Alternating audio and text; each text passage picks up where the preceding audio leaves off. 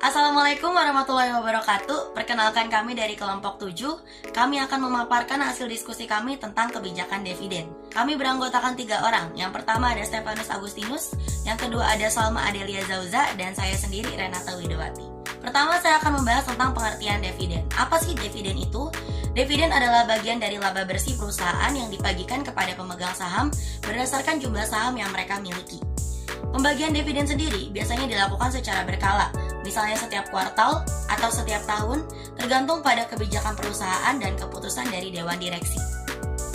Selanjutnya untuk teori kebijakan dividen yang kami tampilkan ada 3. Yang pertama, dividen irrelevant teori, di mana teori ini menyatakan bahwa kebijakan dividen perusahaan tidak mempengaruhi nilai perusahaan atau harga sahamnya. Lalu yang kedua ada bird in the hand teori, di mana teori ini menyatakan bahwa investor lebih menghargai dividen yang dibayarkan saat ini dibandingkan dengan potensi keuntungan modal di masa depan.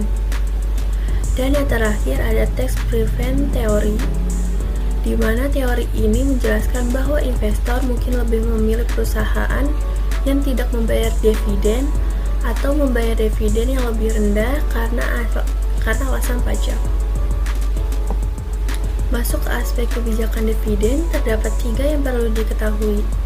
Pertama ada stabilitas dividen, di mana pembayaran yang dilakukan atas dividen perusahaan stabil memiliki kemungkinan lebih baik dari waktu ke waktu. Selanjutnya ada target payout ratio, di mana beberapa entitas berpegang pada ketetapan target dividen payout ratio jangka panjang. Yang terakhir ada reguler dan ekstra dividen yang dilaksanakan apabila keuntungan entitas bertambah tinggi namun bersifat tidak tetap. Selanjutnya masuk ke dividen saham atau stok dividen. Dividen saham itu sendiri merupakan pembayaran dividen berbentuk saham untuk para investor. Dilihat berdasarkan perspektif entitas, dividen saham tidak melebihi rekapitulasi perusahaan. Berarti ketika dividen dibagikan, hal tersebut tidak dapat mengubah besaran modal entitas, melainkan struktur modal yang berubah. Selanjutnya ada pemecahan saham atau stock splits. Pemecahan saham adalah aktivitas entitas dalam melakukan penambahan jumlah saham yang beredar yang dilakukan dengan langkah melakukan pemecahan satu saham ke 2 saham ataupun melebihi itu, dan disertai dengan nilai nominal yang menurun dalam keadaan yang seimbang. Aktivitas ini umumnya dilaksanakan oleh entitas jika harga pasar saham entitas terlalu tinggi. Pemecahan saham tak memberikan pengaruh terhadap jumlah modal ataupun struktur modal, melainkan dapat mengubah jumlah saham yang beredar serta nilai nominal saham saja. Yang terakhir yaitu pembelian kembali saham. Pembelian kembali saham ialah sebagian dari keputusan dividen. Keputusan tersebut dicapai jika entitas memiliki kas yang lebih sedangkan tak terdapat kesempatan dalam melakukan penanaman modal yang dapat memberikan keuntungan.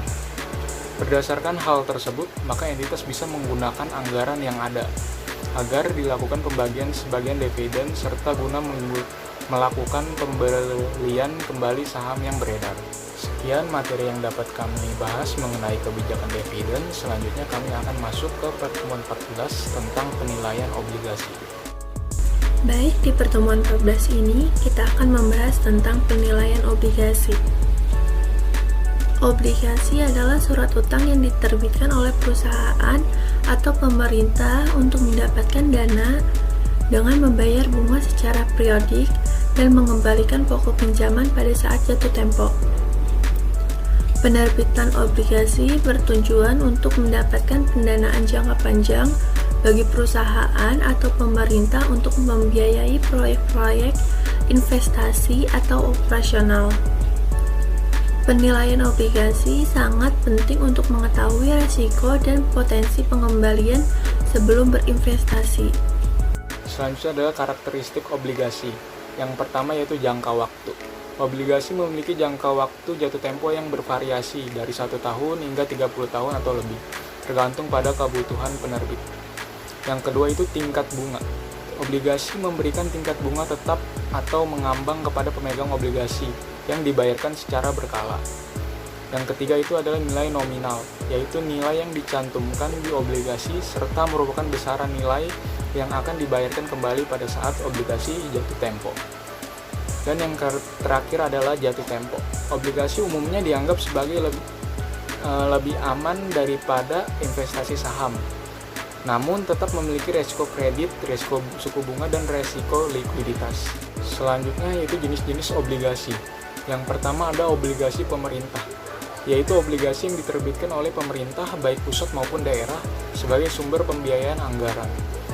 Yang kedua adalah obligasi retail, yaitu obligasi yang ditunjukkan untuk investor individu dengan nominal yang lebih terjangkau. Yang ketiga ada obligasi korporasi, yaitu obligasi yang diterbitkan oleh perusahaan swasta untuk memperoleh dana dari investor. Dan yang terakhir yaitu obligasi syariah, yaitu obligasi yang diterbitkan berdasarkan prinsip-prinsip syariah Islam seperti ijarah dan mudharabah. Yaitu resiko penilaian obligasi. Yang pertama adalah resiko suku bunga. Perubahan suku bunga pasar dapat mempengaruhi nilai obligasi. Ketika suku bunga naik, nilai obligasi akan turun, dan sebaliknya. Yang kedua yaitu resiko likuiditas.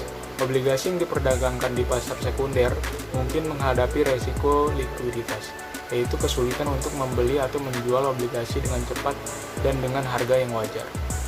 Yang ketiga yaitu resiko inflasi. Laju inflasi yang tinggi dapat mengurangi daya beli dari pembayaran bunga dan pokok obligasi, yang menurunkan nilai nyata investasi obligasi. Berikutnya adalah metode penilaian obligasi. Yang pertama, analisis fundamental, yaitu mengevaluasi kinerja keuangan, prospek bisnis, dan juga kemampuan pembayaran dari penerbit obligasi. Yang kedua ada analisis teknikal, yaitu meneliti tren harga dan volume perdagangan obligasi di pasar sekunder untuk memperkirakan pergerakan harga di masa depan. Yang ketiga ada analisis durasi, yaitu mengukur sensitivitas harga obligasi terhadap perubahan tingkat suku bunga pasar. Lalu yang terakhir ada analisis peringkat, yaitu menilai resiko kredit penerbit obligasi berdasarkan penilaian dari lembaga pemeringkat seperti Moody atau Fitch. Berikutnya adalah analisis kredit dalam penilaian obligasi. Yang pertama, penilaian resiko kredit. Analis harus menilai kemampuan penerbit obligasi untuk membayar kembali utang tepat waktu. Ini mencakup analisis laporan keuangan, arus kas, dan peringkat kredit penerbit. Lalu berikutnya ada proyeksi arus kas. Menganalisis proyeksi arus kas penerbit untuk memahami kemampuan mereka dalam memenuhi pembayaran bunga dan pokok obligasi di masa depan. Lalu yang ketiga atau yang terakhir yaitu diversifikasi portofolio, di mana menilai resiko obligasi dengan mempertimbangkan diversifikasi portofolio seperti sektor industri, lokasi geografis, jatuh tempo, dan juga peringkat kredit. Sekian presentasi dari kelompok kami, kurang lebihnya mohon maaf. Terima kasih banyak. Wassalamualaikum warahmatullahi wabarakatuh.